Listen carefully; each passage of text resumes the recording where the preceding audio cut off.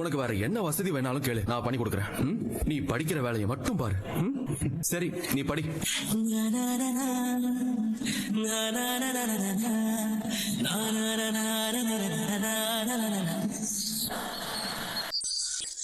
Saravana 2 biscuit packet எடுத்துட்டு வா. இருங்க எடுத்துறேன். இதோட சேர்த்து உங்களால வர பிரச்சனையும் என்னால சமாளிக்க முடியாது. நீங்க கிளம்புங்க முதல்ல. அம்மா, இனிமே நான் எந்த பிரச்சனையும் பண்ண மாட்டேமா. அந்த கல்லால நான் கையே வைக்க மாட்டேமா.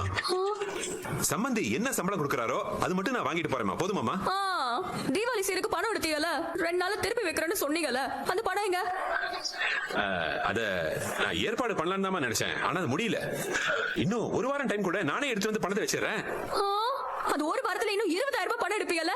ஐயோ, என்னால சுத்தமா முடியல. தயவு செஞ்சு கிளம்புங்கப்பா. உங்களுக்கு தெரியாதுப்பா நான் என்ன பிரச்சனையில இருக்கேன்னு. மயிலு, அப்படிலாம் சொல்லாதம்மா. நான் கொண்டு வந்து வச்சிரேன்மா. நான் சொன்னா கூட உங்களுக்கு புரியாதுப்பா. என் நிலைமை அப்படி இருக்கு. தயவு செஞ்சு கிளம்புங்கப்பா. சொல்றது கேளுமா. இதோ மாப்பிளைய வந்துட்டாரு. நல்லா இருக்கீங்களா? அப்பா எங்க?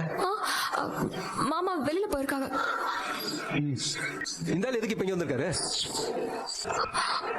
என்ன மாமா அந்த ஆள் இந்த ஆளுன்னு மரியாதை இல்லாம பேசுறீங்க? இவருக்கு இம்பிட்டு மரியாதை இருந்தா போதும், இதுவே ஜாஸ்தி. மாமா நீங்க தான் நான் சொல்றதை கேட்கவே இல்ல. இல்லை, என்னடா பேசுற? அப்படி என்னடா பிரச்சனை உனக்கு? சொன்னா மட்டும் என்ன பண்ண போறீங்க? அதை புரிஞ்சுக்கிட்டு சரி பண்ண போறீங்களா?